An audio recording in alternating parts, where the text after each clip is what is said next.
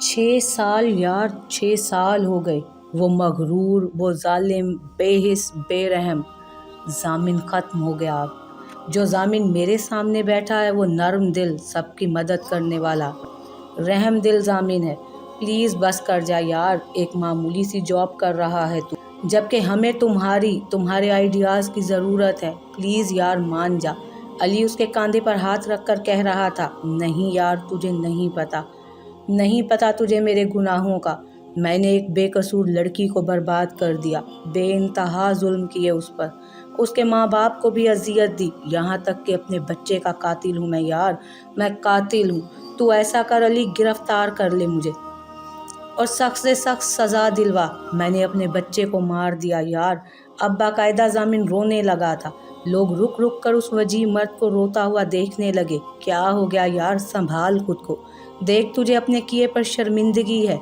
یہاں تک کہ تو نے پورا 1 سال سلمان کا علاج کروایا، اور جب وہ مر گیا تو اس کی تدفین بھی تو نے کروائی۔ پلیز یار خود کو سنبھال، ہمیں تیری ضرورت ہے، آنٹی کو تیری ضرورت ہے۔ کیسی ہیں وہ؟ علی نے اسے گلے لگایا تھا اور اس کے آنسو صاف کیے۔ ٹھیک ہیں، بس ایک ہی سوال پوچھتی رہتی ہیں، حورین کا کچھ پتہ چلا؟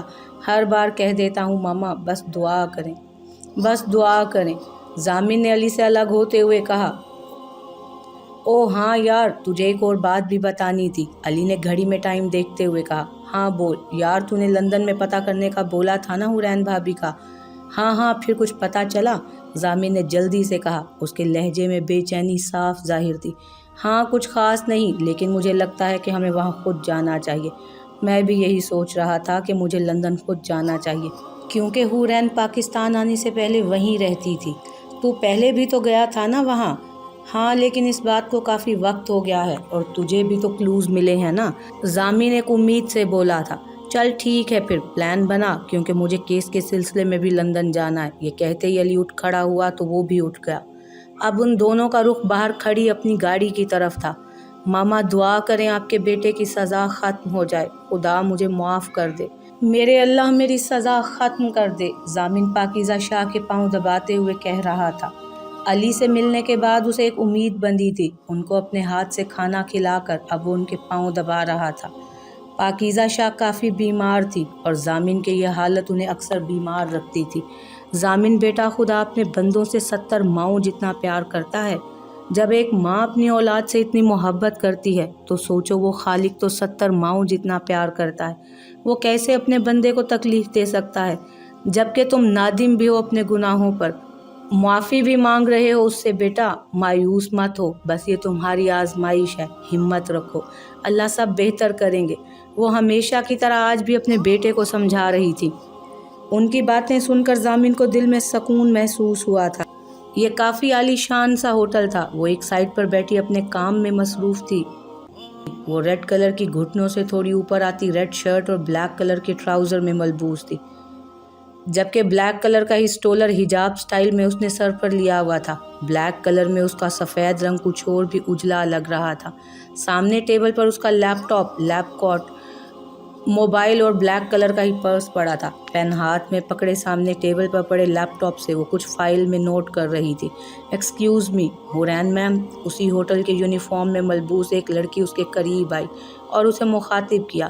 یس، فائل پر لکھتا ہوا اس نے ہاتھ روکا اور سامنے کھڑی لڑکی کو دیکھتے ہوئے وہ بولی، sorry for disturbance ma'am, but sir is calling you. سامنے کھڑی انگریز لڑکی نے اپنے مخصوص لہجے میں کہا، اوکے آئی ایم کمنگ۔ حورین نے اسے دیکھتے ہوئے کہا۔ اس عالی شان ہوٹل کی راہداری عبور کرتے ہوئے وہ آصف صاحب کے کیبن کی طرف بڑھی جا رہی تھی، جبکہ اس کے پیچھے آصف صاحب کی سیکرٹری چل رہی تھی۔ حورین نے آگے چلتے ہوئے اس سے عرش کا پوچھا، جو چھٹیوں کی وجہ سے اس کے ساتھ ہی ریسٹورنٹ آیا تھا اور آتے ہی غائب ہو گیا تھا۔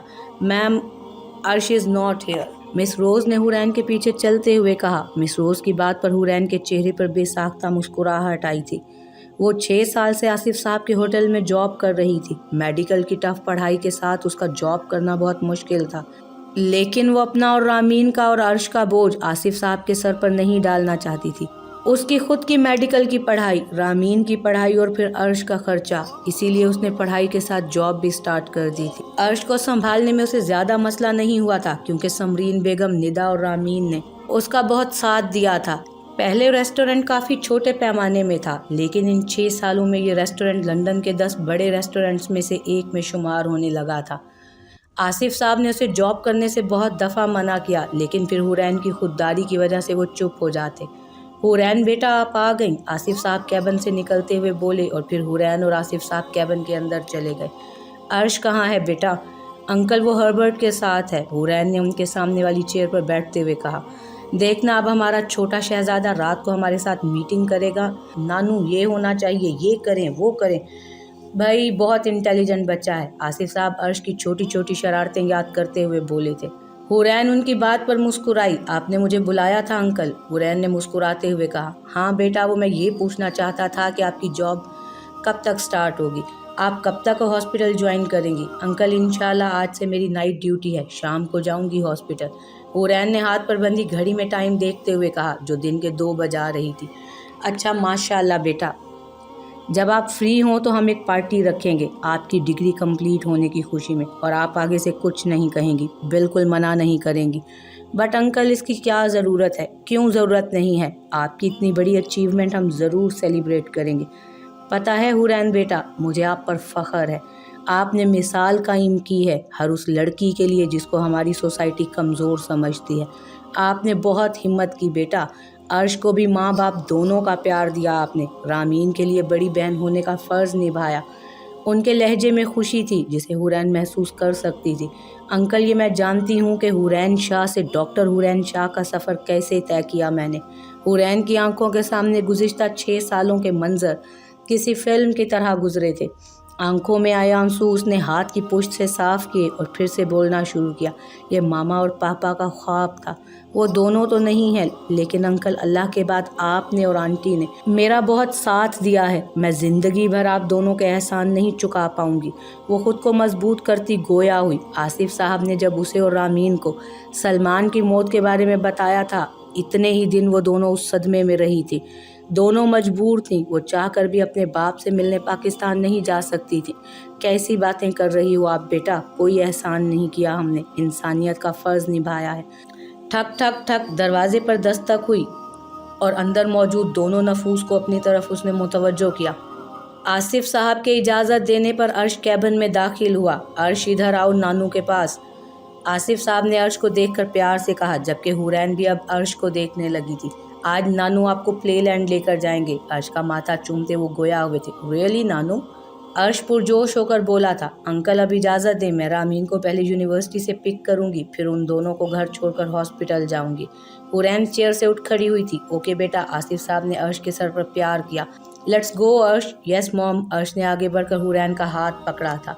वो दोनों लंदन एयरपोर्ट से सीधा एक होटल में आए थे। दोनों ने एक ही रूम बुक करवाया था।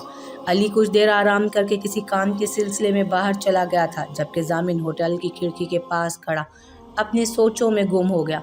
6 साल पहले का मंजर उसकी आंखों के सामने था। प्लीज माफ़ कर दें, आइंदा कभी गलती नहीं करूँगी, प्लीज़ प्लीज़ छोड़ दें, जामिन माफ़ कर दें प्लीज़। मेरी बात तुम्हारे सर के ऊपर से गुजर जाती है ना? हाँ बोलो। मामा से शट अप। मैंने मना किया था ना तुम्हें कि फूट को हाथ नहीं लगाना तुमने, लेकिन तुम्हें मेरी किसी बात का असर नहीं हुआ। मुझे मामा की या प्लीज माफ़ कर दे। मेरी बात को सीरियस नहीं लिया ना तुमने। अब ऐसे तरीके से समझाऊंगा कि कभी मेरी कही बात नहीं भूलोगी तुम। कमरे में हुरैन की सिसकियों की आवाज़ें गूंज रही थी, लेकिन उसे तरस नहीं आया था। जामिन कमरे में अली के दाखिल होने और पुकारने पर माजी से हाल की तरफ लौटा था।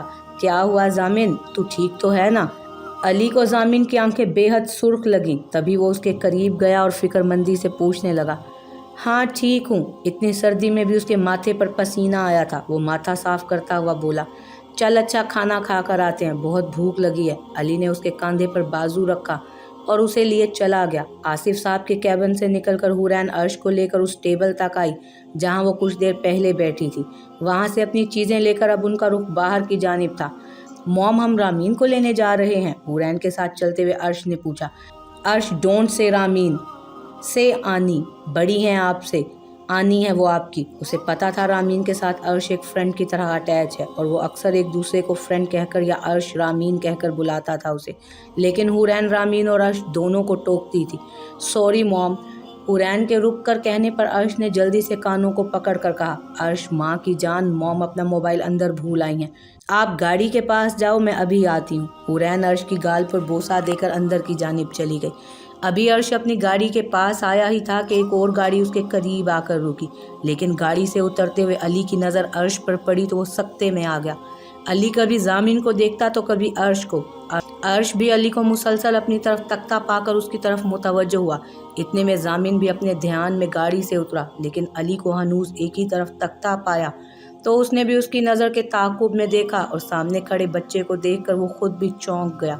जामिन, ये बच्चा तो बिल्कुल तेरे जैसा दिखता है, आंखें, नाक, कान, बालों का रंग। यार, अली बेयकीनी से कहता हुआ कभी जामिन को देख रहा था तो कभी अर्श को। जामिन जब गाड़ी से निकलकर अली के साथ खड़ा हुआ तो अर्श की नज़रें अब जामिन की तरफ थीं। जामिन भी हैरत से सामने खड़े 5-6 साल के बच्चे को देख रहा था। अर्श छोटे छोटे कदम उठाता जामिन के करीब आया। पहले अपने चेहरे को दाएं जानिब गिरा कर जामिन को देखा, फिर बाएं जानिब, जबकि जामिन अभी भी सख्ते में था। अर्श ने अपने हाथ के इशारे से जामिन को बैठने को कहा तो जामिन घुटनों के बल अर्श के सामने बैठ गया, इस तरह कि उसका चेहरा अर्श के चेहरे के बराबर था। अब अर्श ने अपने छोटे छोटे हाथों से जामिन का चेहरा थाम लिया। You look like my dad. अर्श की आंखें चमक उठी थी, जबकि अर्श के इस तरह कहने पर जामिन की आंखों से आबशार बहने लगी। जामिन के गाल पर गिरते आंसू देखकर अर्श ने अपने दोनों हाथों से जामिन के आंसू साफ किए। बेटा, आप डैड का नाम क्या है? जामिन ने अर्श के हाथों को थाम कर अपने होंठों से लगाया, जबकि ये अल्फाज उसके मुंह से कैसे टूट फूट कर निकले थे ये वही जानता था। एक डर सा था उसे कि जो वो सोच रहा है अगर हकीकत वैसी ना हुई तो। इससे आगे वो सोचना भी नहीं चाहता था। जामिन अलीशा, अर्श ने मोहब्बत भरे लहजे में कहा। अर्श के लहजे की खुशी और उसकी आंखों की चमक देखकर जामिन ने अपना चेहरा आसमान की तरफ किया और आंखें बंद कर दी। अर्श को जामिन के होंठ हिलते हुए महसूस हुए। जामिन को देखकर अर्श ने सर ऊपर करके आसमान को देखा, फिर जामिन की बंद आंखों को, आपका नाम क्या है बेटा? जामिन ने आंखें खोलकर भीगी आंखों से अर्श को देखा और फिर पूछा, अर्श अलीशा। अर्श ने जैसे ही अपना नाम बताया, जामिन ने उसे अपने गले लगा लिया और उसके चेहरे, गर्दन और हाथों को पकड़कर चूमने लगा। ये मंजर देखकर अली की भी आंखों में पानी आ गया। कुछ लम्हों बाद जामिन अर्श से अलहदा हुआ और वो उसे हनूज तकने लगा, जैसे वो अर्श को देखकर अपनी आंखों को ठंडक पहुंचा रहा था। आप मेरे डैड जैसे दिखते हैं, बट मेरे डैड तो पाकिस्तान में हैं, मैंने उन्हें कभी नहीं देखा, बस मॉम ने एक बार पिक्चर में दिखाया था। आपको पता है मेरे डैड पुलिस ऑफिसर हैं, वो बहुत ब्रेव हैं। जामिन को अपनी तरफ खामोशी से तकता देखकर अर्श फिर से बोला था, उसके लहजे में अपने बात के लिए बेपनाह मोहब्बत थी। आपके डैड आपके साथ क्यों नहीं हैं? ये सवाल पूछते हुए जामिन को अपनी आवाज़ किसी खाई से आती महसूस हुई थी। मॉम कहती हैं वो पाकिस्तान में जॉब करते हैं, उनकी जॉब बहुत टफ है, उनको हॉलीडेज़ भी नहीं होती, इसलिए वो आते ही नहीं यहाँ पर। अर्श जामिन को अपने डैड के बारे में पुरजोश अंदाज में बता रहा था, जबकि अर्श की बातें सुनकर जामिन ने शर्मिंदगी से अपनी आंखें झुका ली। यकीनन अर्श जामिन को अपने डैड का हमशक्ल समझ रहा था। यू नो दैट मैं अपने डैड को बहुत मिस करता हूँ, सबके डैड हैं बट मेरे डैड, अर्श उदासी से बोला था। जामिन उस मासूम बच्चे की बातें सुनकर उसके चेहरे पर उदासी देखकर तड़प गया। मेरा बेटा, मेरी जान, मेरी ज़िंदगी, अब कभी दूर नहीं होने दूंगा मैं अपने बेटे को। जामिन अर्श का चेहरा थाम कर फिर से चूमने लगा। अर्श बेशक 6 साल का बच्चा था, लेकिन जामिन का प्यार और बातें उसे सब समझ आ रहा था। आप मेरे डैड हैं? अर्श के लहजे में खुशी जामिन साफ महसूस कर सकता था। उसे अपने दिल में दर्द महसूस हुआ था। या खुदा, इतनी बड़ी सज़ा, मैं अपनी ही औलाद से लाइल्म रहा, 6 साल दूर रहा मैं अपने बच्चे से। वो दिल में खुदा से मुखातिब था। جب عرش کو کسی نے پکارا، عرش، یہ وہ آواز تھی جو وہ ہزاروں لاکھوں میں پہچان سکتا تھا۔ یہ اس کی حورین کی آواز تھی۔ حورین نے گاڑی کے پاس پہنچ کر عرش کو پکارا جو کسی سے باتیں کر رہا تھا۔ ضامن کی حورین کی طرف پشت تھی، وہ ضامن کو نہ دیکھ پائی تھی۔ ضامن کے دل کی دھڑکن ایک پل کے لیے رک گئی تھی جب اتنے سالوں بعد اس نے حورین کی آواز سنی۔ ضامن عرش کے ہاتھوں کو مضبوطی سے پکڑ کر اٹھا اور اپنا رخ حورین کی جانب کیا۔ حورین کو عرش کا کسی اجنبی کے ساتھ باتیں کرتا دیکھ کر غصہ آیا تھا، لیکن جب ضامن نے رخ حورین کی طرف کیا تو حورین ضامن کو دیکھ کر پتھر سی ہو گئی۔ دونوں کی نظریں ایک دوسرے پر تھیں، دونوں کا دل زور سے دھڑک رہا تھا، لیکن چند لمحوں بعد حورین کا سکتہ ٹوٹا اور وہ ہوش کی دنیا میں واپس آئی۔ کیا کر رہے ہیں آپ عرش یہاں؟ کتنی بار سمجھایا کسی اجنبی سے بات نہیں کرتے، چلے آئیں، دیر ہو رہی ہے۔ خود کو مضبوط کرتی حورین بولی تھی، موم، یہ ڈیڈ، شٹ اپ عرش، لیٹس گو، ہری اپ۔ عرش کچھ کہنا چاہتا تھا لیکن حورین نے اسے ڈپٹا تو وہ چپ ہو گیا۔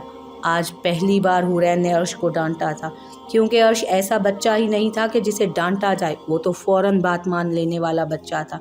آج حورین کا ایسے ڈانٹنے سے وہ سہم گیا تھا، ضامن کے ساتھ لگ گیا۔ حورین تیز تیز قدم اٹھاتی ان کے قریب گئی اور عرش کا ہاتھ پکڑ کر اپنے قریب کیا اور اسے لا کر گاڑی میں بٹھایا، جبکہ اس دوران اس نے ضامن کو مکمل نظر انداز کیا تھا۔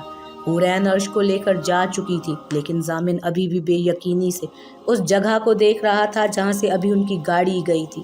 میرے ہم سفر، تجھے کیا خبر، میری زندگی کا یہ حشر، میری آرزو، میری جستجو، میری جیت تو، میری مات تو، میری عمر بھر کی داستاں، میری محبت جس کی ترجمہ میری زندگی میں درد لکھا، میرے اشک نے جسے سہا، میری ہر دعا میں یہی صدا، نہ ہو مسکراہٹ تیری جدا، میری تقدیر میں ہے ہجر ٹھہرا، میرا دل مضطرب، میری چشم نم، میری ہر تڑپ تیرے واسطے، اے صنم میرے لبوں پہ ہے ورد تیرا، میری دھڑکنوں میں نام تیرا، میری زندگی کا رنگ تو، میری تشنگی کی امنگ تو، میری فقط یہی ہے آرزو، تو ہو میرے روبرو، میں آخری سانس بھی تجھ پر وار دوں، اپنی تمام زیست تیرے نام پر گزار دوں۔